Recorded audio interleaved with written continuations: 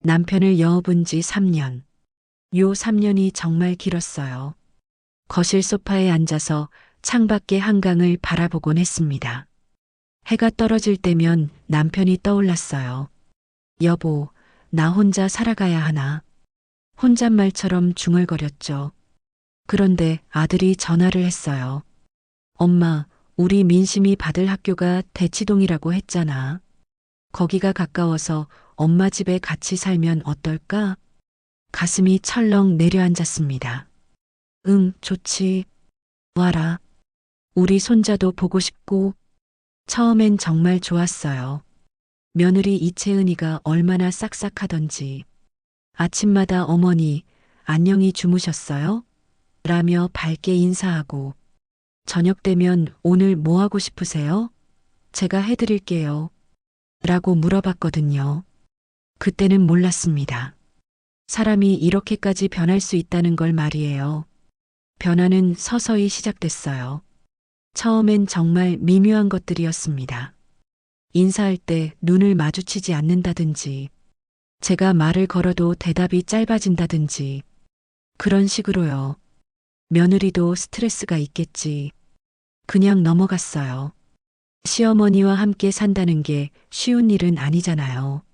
하지만 6개월쯤 지나니까 확실히 달라졌어요. 제가 TV 채널을 돌리면 혀를 차더라고요. 제가 부엌에서 요리를 하려고 하면 어머니, 전 따로 해 먹을게요. 라고 피하고요. 심지어 제가 거실에 앉아 있으면 방에서 나오지도 않았어요. 그래도 참았습니다. 며느리 기분 나쁘게 하면 아들이 힘들어질 테니까요. 30년 넘게 가족들 밥을 해왔는데 이런 일이 우리 집에서 일어날 줄이야. 그날은 평범한 저녁이었어요. 제가 된장찌개를 끓였는데 평소보다 조금 짜게 된 것 같더라고요. 사실 요즘 입맛이 변해서 간을 맞추기가 어려웠거든요. 나이가 들면 그런 거 있잖아요. 어머니, 이거 너무 짜요. 이채은이가 젓가락을 놓으며 말했어요. 목소리에 짜증이 묻어났지만 저는 그냥 미안하다고 했습니다. 아, 미안해. 다음엔 더 신경 써서 할게. 그런데 갑자기 이채은이가 확 달라졌어요. 매번 이런 식이에요. 탁! 젓가락을 식탁에 내던지는 소리가 방 안에 울렸습니다. 도대체 요리를 할 줄 아는 거예요? 모르는 거예요?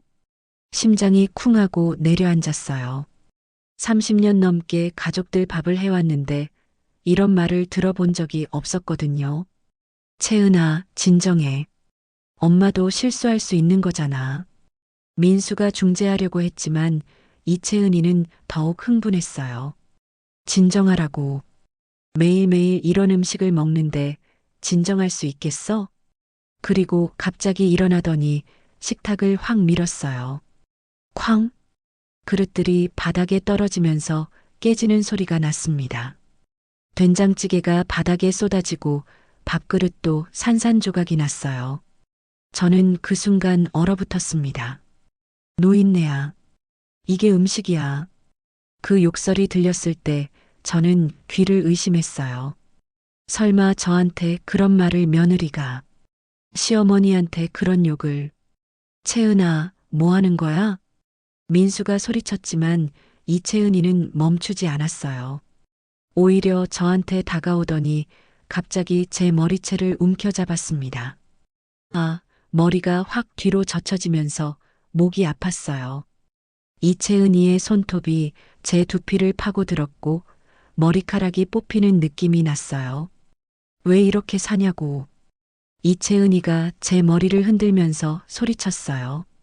저는 그 순간 정말 무서웠습니다. 이 사람이 저를 어떻게 할지 알 수 없었거든요. 그만해. 그만하라고. 민수가 이채은이를 말리려고 했지만 잘 안 됐어요. 이채은이는 계속 제 머리채를 잡고 흔들었고 저는 그저 당할 수밖에 없었어요. 68세 늙은이가 젊은 여자한테 어떻게 대항을 하겠어요. 그런데 그 순간 제 안에서 뭔가 터진 것 같았어요. 분노였습니다. 아니, 분노라는 말로도 부족한 온몸의 피가 거꾸로 도는 격한 감정이 치밀어 올랐어요. 평생을 참고 살았는데 이건 정말 못 참겠더라고요. 저도 모르게 소리가 나왔어요. 이채은. 그리고 이채은이의 뺨을 후려쳤습니다. 찰싹. 이채은이가 비틀거리며 제 머리채에서 손을 뺐어요. 방안이 순간 조용해졌습니다. 이채은이는 뺨을 만지며 저를 믿을 수 없다는 표정으로 바라봤고 저는 제 손을 내려다봤어요. 손바닥이 화끈했습니다. 엄마, 지금 채은이 때린 거예요? 민수의 목소리였어요. 믿을 수 없다는 듯한 목소리였습니다. 저는 민수를 바라봤어요. 제 아들이, 제가 30년간 사랑으로 키운 그 아들이 저를 그런 눈으로 바라보고 있었어요. 실망과 분노가 섞인 눈빛이었습니다. 그 순간 저는 알았어요. 이제 끝이구나. 우리 가족이라는 건 이제 정말 끝이구나. 그날 밤 저는 혼자 방에 앉아서 뺨을 만져봤어요. 아직도 어었거든요. 그런데 신기하게도 눈물이 나지 않았어요. 오히려 마음이 차분해졌다고 해야 할까요? 창밖을 보니까 별이 보였어요. 남편이 살아있을 때는 같이 별을 보곤 했는데 이제는 혼자네요. 여보. 혼자 중얼거렸어요. 남편이 들을 리는 없지만 그래도 말하고 싶었거든요. 그날 밤이 정말 길었습니다. 뺨이 아파서 잠을 잘 수가 없었거든요. 아니, 사실은 뺨이 아픈 게 아니라 마음이 아픈 거였어요. 귀를 기울여 보니까 거실에서 채은이와 민수가 속삭이는 소리가 들렸어요. 오빠, 어머니 너무하지 않았어? 미안해. 엄마가 원래 그런 사람이 아닌데. 근데 이제 어떡하지? 같이 살기가. 그 뒤로는 잘 들리지 않았어요. 하지만 대충 짐작이 갔죠. 저를 어떻게 처리할지 의논하고 있는 거였어요. 그때부터였어요. 제가 정말로 각오를 하게 된 건, 아, 이들이 나를 가족으로 생각하지 않는구나. 그냥 귀찮은 짐일 뿐이구나. 그렇다면 저도 각오를 해야겠더라고요. 며칠 후, 셋째 날 저녁, 채은이가 저를 불렀어요. 목소리가 평소와 달랐어요. 차갑고 딱딱했죠. 응. 저는 설거지를 하다 말고 돌아봤어요. 채은이가 식탁에 앉아서 저를 바라보고 있었는데 그 표정이 마치 큰 일을 결심한 사람 같았어요. 말씀드릴 게 있어요. 심장이 쿵했어요. 뭔데? 앞으로 어떻게 지낼지에 대해서 이야기해야 할 것 같아요. 저는 의자에 앉으며 마음을 다잡았어요. 그래, 말해봐. 저희가 생각해 봤는데요. 저희라는 말에 가슴이 찔렸어요. 언제부터 민수와 채은이가 저희가 되고 저는 그 외의 사람이 된 걸까요? 이렇게 사는 건 서로에게 도움이 안 되는 것 같아요. 무슨 뜻이야? 저는 일부러 평정심을 유지하려고 했어요. 하지만 손이 미세하게 떨리고 있었어요. 어머니께서 따로 사시는 게 서로를 위해 좋을 것 같아요. 그 말을 들었을 때 저는 귀를 의심했어요. 따로 살라고요. 며느리가 저를 쫓아내려는 거였어요. 따로 살라고요? 솔직히 말씀드릴게요. 채은이가 제 말을 끊었어요. 그리고 몸을 앞으로 기울이며 말했어요. 같이 사는 거 저한테는 너무 힘들어요. 너무나 솔직한 말이었어요. 힘들다는 게 매일매일 눈치 봐야 하고 뭘 해도 간섭받는 것 같고 제가 이 집의 며느리인지 하녀인지 모르겠어요. 하녀라고? 제가 언제 채은이를 하녀 취급했어? 어머니는 모르실 거예요. 하지만 저는 정말 힘들었어요. 채은이의 목소리에 눈물이 섞였어요. 그렇다면 얼마나 필요해? 저는 차분하게 물었어요. 안 한 달 정도요. 좋아. 한 달 후에 나갈게. 저는 일어났어요. 더 이상 할 말이 없었거든요. 그날 밤도 잠이 오지 않았어요. 천장을 바라보며 이런저런 생각을 했어요. 정말 제가 짐이었던 모양이에요. 생각해보니까 그런 것 같기도 했어요. 제가 있으면 채은이가 자유롭게 행동하기 어려웠을 거고, 민수도 아내와 둘만의 시간을 갖기 힘들었을 거예요. 하지만 그래도 이건 너무한 거 아닌가요? 다음 날 아침 저는 일찍 일어나서 아침을 차렸어요. 평소처럼 된장찌개와 계란찜을 만들었죠. 그런데 이상하더라고요. 마지막 일지도 모르는데 왜 이런 걸 하고 있나 싶었어요. 민수와 채은이가 나왔어요. 둘 다 어색한 표정이었어요. 어머니, 아침 차려주셨네요. 채은이가 어색하게 말했어요. 어제 그런 이야기를 해놓고 오늘은 또 예의 바르게 구는 거죠. 응. 저는 짧게 대답했어요. 더 이상 길게 말하고 싶지 않았거든요. 며칠 후 적인 일이 일어났어요. 집에 등기우편이 왔거든요. 발송인이 법무사 사무소더라고요. 이상하다 싶어서 뜯어봤는데 그 안에 들어있던 건 집 등기부등본이었어요. 그런데 집 명의가 채은이 앞으로 되어 있는 거예요. 손이 덜덜 떨렸어요. 이게 무슨 일인가 싶어서 다시 확인해 봤는데 틀림없었어요. 제 명의였던 이 집이 채은이 명의로 바뀌었던 거예요. 그때 채은이가 들어왔어요. 마트에 갔다 오는 길이었는데 제가 등기 부등본을 들고 있는 걸 보더니 얼굴이 하얗게 질렸어요. 어머니, 이게 뭐야? 저는 종이를 흔들며 물었어요. 목소리가 떨렸어요. 그게 설명드릴게요. 설명? 무슨 설명? 내 집이 언제 내 집이 됐어? 어머니, 진정하세요. 진정하라고. 내 집을 훔쳐가고 진정하라고. 그때 민수가 뛰어들어왔어요. 아마 제 목소리를 듣고 온 모양이었어요. 엄마, 무슨 일이야? 너도 알고 있었지? 저는 민수를 노려봤어요.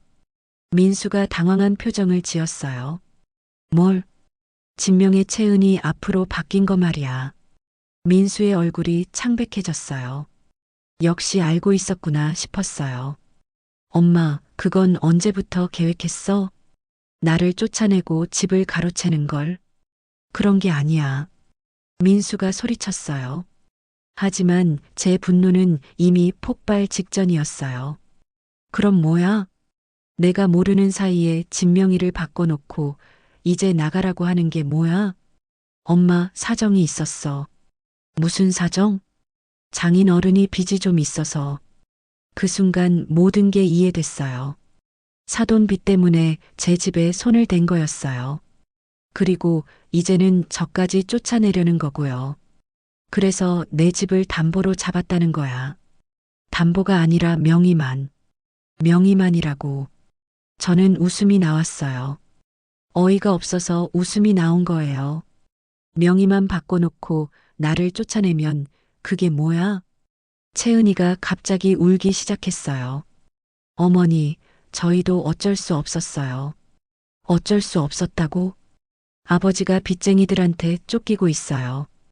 이 집 밖에는 방법이 없었어요. 그 말을 들으니까 더 화가 났어요. 자기들 사정 때문에 제 집을 가져가면서 어쩔 수 없었다니. 그럼 나한테 먼저 말을 했어야지. 말씀드렸으면 반대하셨을 텐데요. 그래도 나한테 말했어야지. 내 집인데. 어머니도 가족이잖아요. 가족이 어려우면 도와줘야 가족. 저는 채은이를 똑바로 바라봤어요. 가족이 가족을 속이고 가족의 집을 훔쳐가. 그게 가족이야? 훔쳐간 게 아니라. 그럼 뭐야? 나한테 허락받고 명의를 바꾼 거야? 채은이가 대답하지 못했어요. 민수도 마찬가지였고요. 그때 저는 깨달았어요. 이 모든 게 계획이었다는 걸. 처음부터 끝까지 저를 이용해서 집을 가져가려는 계획이었다는 걸. 나는 가족이 아니라 그냥 명의자였구나. 제가 중얼거린 그 말에 둘 다 아무 대답도 하지 못했어요. 그날 밤 저는 정말 많은 생각을 했어요. 분노도 있었고, 서러움도 있었고, 배신감도 있었어요. 하지만 그 모든 감정들이 지나가고 나니까 이상하게도 마음이 차분해졌어요. 아, 이제 정말 끝이구나.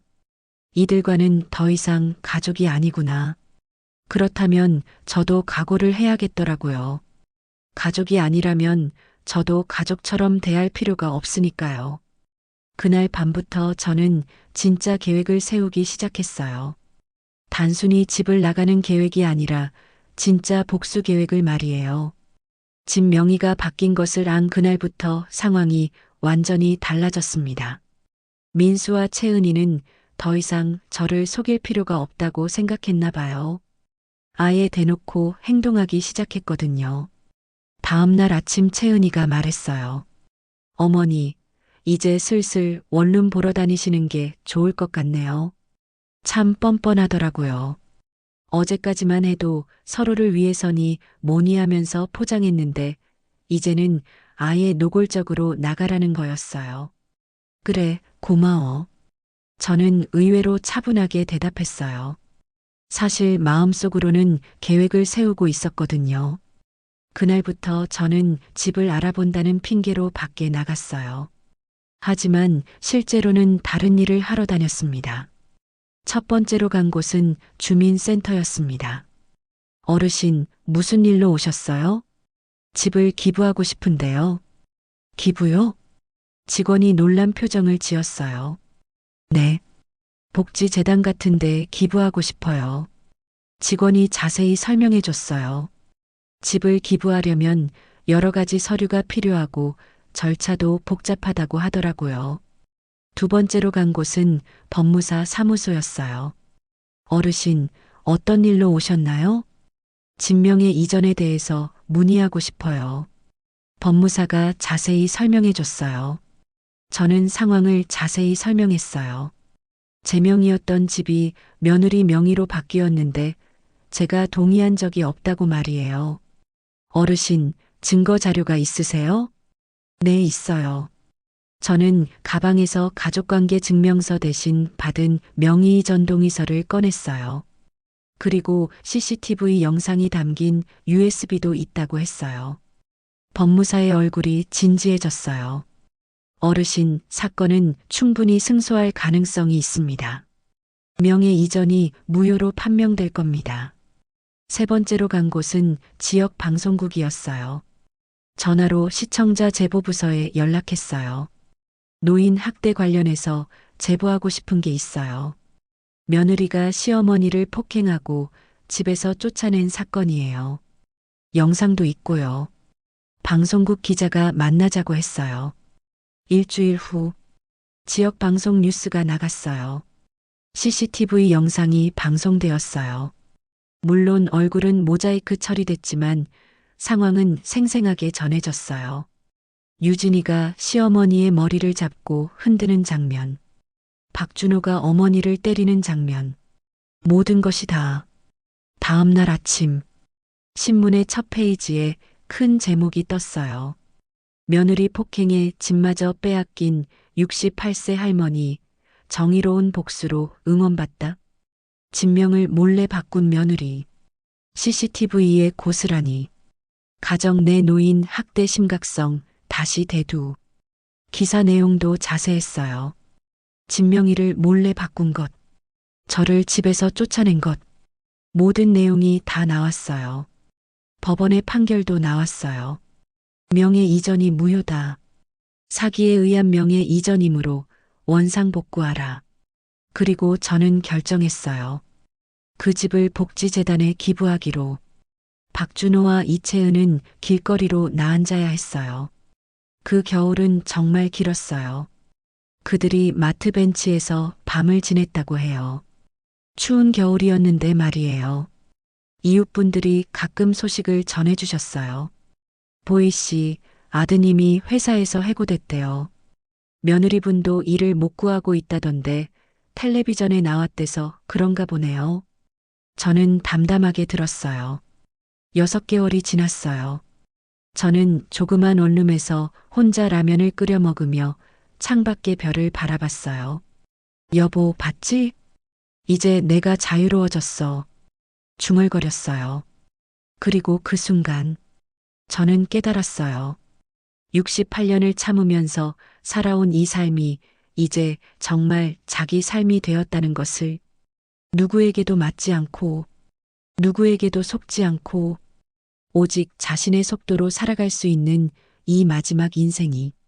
그런데 어느 날 박준호가 길에서 저를 기다리고 있었어요. 장을 보러 나오는 길목에서 말이에요. 엄마. 그는 무릎을 꿇었어요. 미안해. 정말 미안해. 저는 그를 바라봤어요. 30대 남자가 길거리에서 무릎을 꿇고 우는 모습. 참 한심했어요. 일어나. 사람들이 다 보고 있어. 엄마, 제발. 기회를. 이제 늦었어. 엄마가 너를 때렸을 때가 마지막 기회였어. 엄마, 저 죽고 싶어요. 죽지 마. 살아서 고생해야지. 엄마, 내가 너한테 한 일을 생각해봐. 이 정도는 약한 거야. 그리고 저는 그냥 지나쳤어요. 뒤돌아보지도 않고. 한 달이 지났어요. 이번엔 유진이가 왔어요. 혼자서요. 어머니. 목소리가 많이 달라져 있었어요. 응, 정말 죄송했어요. 저는 그녀를 바라봤어요. 많이 바뀌었더라고요. 화장도 예쁘게 하지 않고, 옷도 낡아 보이고. 채은아, 용서는 해줄 수 있어. 채은이의 눈이 반짝였어요. 하지만 다시 가족으로 돌아가는 건 안 돼. 어머니, 한번 깨진 그릇은 다시 붙여도 금이 가거든. 우리 관계도 그래. 채은이가 고개를 끄덕였어요. 알겠어요. 그래도 용서해 주셔서 감사해요. 그리고 돌아갔어요. 요즘 저는 정말 평화롭게 살고 있어요. 아침에 일어나서 라디오를 들으며 차를 마시고, 오후에는 산책을 하고, 저녁에는 책을 읽어요. 가끔은 동네 복지관에 가서 다른 어르신들과 이야기도 나누고요. 혼자 사는 게 외롭지 않냐고 물어보시는 분들이 있어요. 혼자 있는 건 외로울 수 있어요. 하지만 맞으면서 사는 것보다는 100배 나아요. 이게 제 대답이에요. 정말 그래요. 혼자 있으면 외로울 수 있지만 적어도 누군가에게 상처받지는 않거든요. 어제는 정말 의미 있는 일이 있었어요. 복지관에서 가정폭력 예방 교육을 하는데 강사로 와달라고 하셨어요. 보혜 씨 경험을 들려주시면 도움이 많이 될 것 같아요. 그래서 갔어요. 많은 어르신들이 모여 계셨어요. 제 이야기를 정말 진지하게 들어주셨어요. 마지막에 저는 이렇게 말했어요. 참는다고 가족이 아닙니다. 침묵은 누군가의 폭력을 정당화할 뿐입니다. 사랑한다고 맞아도 되는 건 아닙니다. 나이가 많다고 존중받을 권리가 없는 건 아닙니다. 그리고 무엇보다도 언제든 새로운 시작이 가능합니다. 69세에도, 79세에도, 언제든지요. 박수를 정말 많이 쳐주셨어요. 강연이 끝나고 한 할머니가 저에게 오셨어요. 보희 씨, 정말 용기 있는 일 하셨어요. 그냥 더 이상 당할 수 없어서 그랬어요. 저도 며느리 때문에 힘들어요. 하지만 참고 살아야 한다고 생각했는데 보희 씨 이야기 들으니까 생각이 바뀌네요. 할머니, 참는 게 미덕이 아니에요. 자신을 지키는 게 더 중요해요. 그 할머니가 고개를 끄덕이셨어요. 집으로 돌아오는 길에 정말 뿌듯했어요. 제 경험이 다른 분들에게 도움이 될 수 있다니. 이것도 의미 있는 일이구나 싶었어요. 오늘은 특별한 날이에요. 제 일이거든요. 69세가 되었어요. 혼자서 작은 케이크를 사서 촛불을 켰어요. 소원을 빌면서 말이에요. 건강하게 오래 살자. 그리고 누구에게도 다시는 맞지 말자. 촛불을 끄면서 정말 그렇게 다짐했어요. 저녁에는 이웃 할머니 몇 분이 오셔서 같이 생일상을 차려주셨어요. 가족은 아니지만 진짜 가족보다 더 따뜻하게 대해주시는 분들이에요. 보희 씨 생일 축하해요. 앞으로도 건강하게 오래 사세요. 고마워요. 정말 고마워요. 정말 행복한 생일이었어요. 밤 늦게 혼자 남아서 창밖을 바라봤어요. 별이 정말 많이 보이더라고요. 여보, 나 이제 정말 괜찮아. 걱정하지 마. 68년 동안 여러 가지 일이 있었지만, 이제야 진짜 내 인생을 살고 있는 것 같아. 정말 그래요. 이제야 저다운 삶을 살고 있는 거예요. 누구 눈치 보지 않고, 누구에게 맞지 않고, 누구에게 섭지 않는 삶.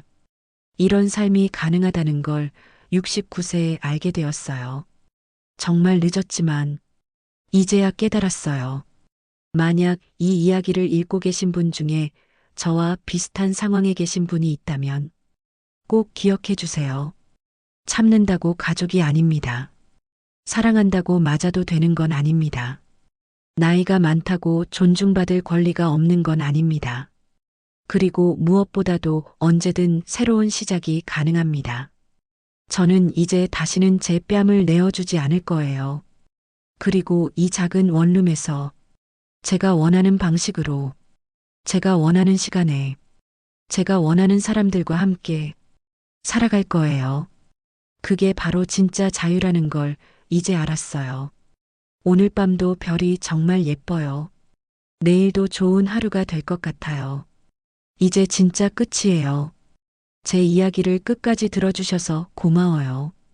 그리고 기억해 주세요. 누구든지, 언제든지 새로운 시작이 가능하다는 걸 말이에요.